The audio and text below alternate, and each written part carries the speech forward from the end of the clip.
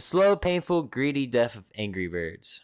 Angry Birds was everywhere. They had multiple different games, toys, and movies, generating hundreds. I remember Angry Birds being like really big when I was younger. I used to play the Star Wars one. That one was badass. Not even Star Wars one, just the original.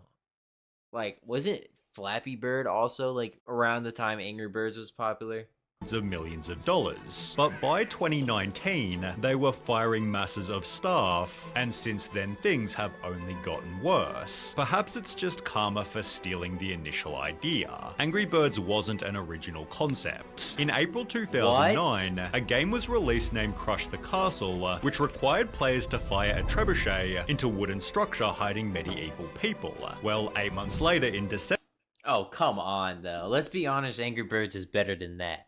I think that I remember this one game I used to play on Cool Math. It was a good game too, bro. One side where one guy shoots, and then there's another side where the other guy shoots, and you have like paintball guns or whatever, or not paintball, like water balloon guns. I don't know, I forgot. And you shoot each other, and it depends where it goes, you know? December 2009, game developer Rovio made an app named Angry Birds, which, while clearly being a ripoff, was better in every way. It had cooler, cleaner animated graphics, and different stages, each with different levels. You got points for every enemy killed, and points for every bird you didn't use, giving players the chance to compete for high scores. Throw in 5 different birds with 5 different abilities, as well as a cool, catchy soundtrack, and it's easy to see that. Then they made, what, 2 movies off of this game? Dude, this game is like, damn, bro. I forgot about the movies, too. The movies were actually good, though. I enjoyed the movies. Angry Birds was better. They'd developed 51 games prior to Angry Birds, none of which saw even the smallest bit of success. Therefore, when Angry Birds took only 2 months to become the #1 paid app in 60 countries, they understandably took the chance to milk it. They'd make loads of different varieties like Angry Birds Seasons, Angry Birds Space, and Angry Birds Star Wars, helping it become the #1 paid app in Apple's App Store with 6 to 7 million paid downloads. By the end of Angry Birds' first year, they'd made $10 million, but players still demanded more. We have so many fans who have asked for the plush toys, so these are going to be available in a couple of weeks, and we're really trying to build Angry Birds into this. Does Angry Birds really need that many games though? Like, they should have just left it. Maybe waited 20 years to make like a reboot of a new one. But like, I don't think Angry Birds needed 20 different type of games. Because I know the Xbox One has a Angry Birds game. Entertainment franchise. It took only 4 months before that announced 60,000 Angry Birds soft toys have been sold, as the game itself became the best-selling paid app of all time. Within Angry Birds itself, they'd implement microtransactions like Mighty Eagle, which allowed players to pay to clear entire levels. With celebs like Justin Bieber even advocating for it, Angry Birds made $100 million in 2011 and went from 28 employees in the beginning of the year to 224 employees by the end of. I hate when they do that, bro. When they just pay. When you have to pay just to clear a level. Like, you should use points or something, bro. The pay just to clear a Angry Birds level. Like, there's hard levels. Don't get me wrong. Like, I've struggled on Angry Birds levels when I was younger. I was like, I almost broke an iPad playing it. But you're telling me that Angry Bird levels are that hard where you have to buy it? That's insane. 2011. 5 months later, they set a new world record. First mobile game series to reach 1 billion downloads. They'd double their revenue again by the end of 2012, at which point they started to face a serious problem. The game was getting stale. They'd made multiple different Angry Birds versions, but hadn't changed the concept in over 3 years. As a result, in the following year, their profits more than halved, with Angry Birds falling to 59th in the App Store, forcing the franchise to try a new format. They'd release Angry Birds Go at the end of 2013, and while this was somewhat of a Mario Kart ripoff, people absolutely loved it. So I mean, it's fun. It is good fun. It looks good. It plays well. Professional reviewers gave it 7.7, while people on. I'd never played that. I don't. Man. That's what they do with games, though. Like, for example, Teenage Mutant Ninja Turtles. Uh, fuck, there's other ones too. Like they always do that, where they just like turn it into a car game. On Reddit called it their favourite Angry Birds game, and perfection at its finest. Rovio therefore continued to experiment, releasing an RPG game named Angry Birds Epic, which again received incredible reviews reading, "The latest Angry Birds title is a welcome addition to a franchise, which hasn't seen much change since its inception back in 2009. Similarly, users said it might be the best RPG title I've ever played." What? You're telling me that Angry Birds, an RPG Angry Birds is the best RPG you've ever played? Oh my god. At that point, that's just glazing. I love Angry Birds, don't get me wrong. Games, movies, but you're saying an RPG Angry Birds game, out of all the other RPG games, this is the best you've ever played? What year is it, though? You gotta think what year it is, because if it's like 2012... If you think it's like 2012, yeah. Angry Birds could have been the best RPG that you've ever played. But like if you're talking about 2020, 2015, 16, all those different throughout the years RPGs, that's the best you've ever played. I like Angry Birds. Yeah, Angry Birds is a goated game. And honestly, a pretty solid time. I think the approach they went with here really worked and paid off. The only problem was, these games didn't sell merch like the original Slingshot format. Therefore, merchandise sales plummeted, while total 2014 revenue dropped, and profits fell 73% to 10 million euros. As a result, media outlets reported, Rovio lays off 110 people as Angry Birds hype fades, representing 14% of the company's workforce. They try to fix their decline with yet another experiment, Angry Birds Pop, which was pretty unsuccessful. Exactly. Now that, they're for sure stealing, but Angry Birds Pop. Oh, brother. Reddit thread asking, out of all the Angry Birds games, which one do you think is the worst? Pop was mentioned many times over.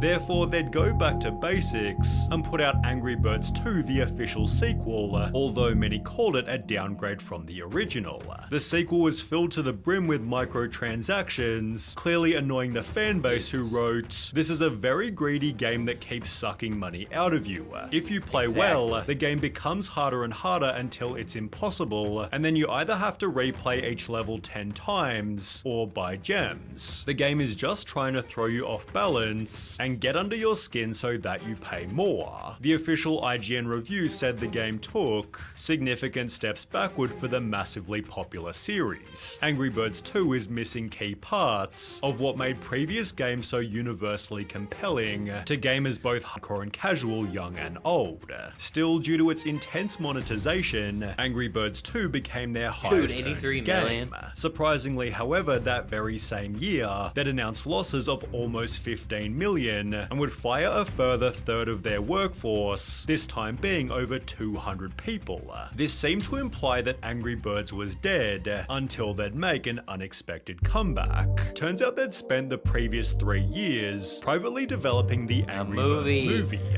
at a cost of... That movie came out in 2016? What? 73 million, then made a risky bet. But with a star-studded cast and a fun little story, the Angry Birds movie did surprisingly well. It made over 350 million from its 70 million budget and put Angry Birds back into the public spotlight. People began replaying their previously released games, while Angry Birds theme parks popped up in different countries. Media outlets reported Rovio Games had its best year ever in 2016. However, the gaming releases that Angry Birds was known for were still declining in quality. In his video, "I played and ranked every Angry Birds game so you don't have to," Jake Miller talks about Angry Birds Action. Angry Birds Action was the start of using the new anthropomorphic designs from the movies in their games, which I think most fans agree was the real beginning of the end for the series. Which happened to be the first game after the movie. Similarly, in the Reddit thread asking about the worst Angry Birds game, one user implied it was most of them after the movie movie's release. Said games included Angry Birds Fight, aka a Candy Crush ripoff, as well as Angry Birds Match, which was described as extremely bland. However, thankfully for Rovio, their older titles were still extremely popular, with Angry Birds 2's revenue growing 47% in 2018, despite it being over 3 years old. This gave them the budget to make a second movie. However, their $65 million bet didn't pay off so well this time. Forbes wrote Angry Birds 2 is worse than the original in nearly every... Okay, Angry Birds 2 wasn't that bad. Alright? Like, people hate on the Emoji Movie. I enjoyed the Emoji Movie. I enjoyed it. I'm gonna be completely honest with you. I enjoyed the Emoji Movie. Everyone, I say that shit to everyone. Oh my god, that movie fucking sucks. I don't give a fuck. That movie was good to me. I enjoyed that movie. High five, goated. Angry Birds 2, I'm not gonna say it's a goated movie. I'm not gonna say it's the best animated movie I've ever seen. I think it's a good movie though. I think it's a good movie for your kids. Now, if you're a grown adult saying, oh, this is the worst shit you ever seen, it's targeted for younger audiences. Maybe. Duh. Every way, whilst Rotten Tomatoes critics added a distressingly ineffective sequel that grows less and less interesting and more tiresome as it unfolds. Still, the movie made a profit of $82 million, right as the company was making some weird changes. Despite their older games being low maintenance, Rovio decided to completely stop updating them. Then, without explanation, some of the older beloved titles, including the original Angry Birds, were deleted from the App Store. When people began to talk about what they'd done, people made compilations stating Angry Birds was dead. There were comments like, remember when Rovio actually cared? Whilst hashtag BringBack2012 began to trend on Twitter. Things got so bad that Rovio apologized, stating they only did it as maintaining the highest quality of updates and live operations isn't possible with our older games. In response to the backlash that announced they planned on redeveloping Angry Birds Classic, which was re-released on the App Store in 2022, but at a price of $1.99 with no in-game purchases. They'd changed Classic's name to Red's First Flight, making it harder to find in the App Store, thus prompting players to buy the new... I would never pay $2 for an Angry Birds game, bro. Never. Bro, chat, do y'all realize $2 for an Angry Birds game is a scam? I guess I could see 99 cents, but Angry Birds is a free game. When you play it, yeah, that's a free game. I would never pay amount of money just to play an Angry Birds game. Newer, more profitable games. This successfully fooled some people who struggled to find it on the App Store. However, others knew exactly what Angry Birds was doing. They got rid of the old ones so that you would have no other choice than to play the modern Candy Crush-esque games. They despised the games that made the company and so lost its spirit. Rovio basically confirmed this, openly stating they changed the name due to the game's impact on our wider games portfolio. They further requested that fans continue to bring that... Why would you... See... Oh my god, why would they change the name? Passion to our live Angry Birds slingshot games, such as Angry Birds 2, how players weren't too happy. We hope those fans can continue to bring that passion to our other games which have been designed to be more psychologically manipulative and stuffed with more microtransactions. Fixed it for you. The drama was so severe, it seemingly halted any future games, as Angry Birds Classic is still the most recent title, released way back in 2022. In 2023, Rovio was sold to Sega, although this has done little. I feel like they're gonna make a third one. They're making a third one.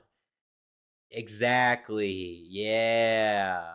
Yeah, Angry Birds Movie 3 is in production. It will continue the adventure of Red and Shuck, voiced by Jason and Josh. To fix their reputation. One recent tweet expressed, I very much still love Angry Birds. That said, the current state of it is dog shit. My hope for the franchise is at an all-time low right now. I'll just continue to enjoy what I love about it, but it's sad to see what it's become. Despite everything, Angry Birds isn't finished, as they just announced they're making a movie, although with the rest of the franchise in decline, its performance might be interesting. The third one ain't gonna do good, bro. That's the thing. I don't think it's gonna be as good. What a nostalgia hit back when app games were simple yet fun and didn't spam you with every ad 50 seconds. Exactly, bro. Every time I play a game now on my phone, there's an ad every second. Every second, bro.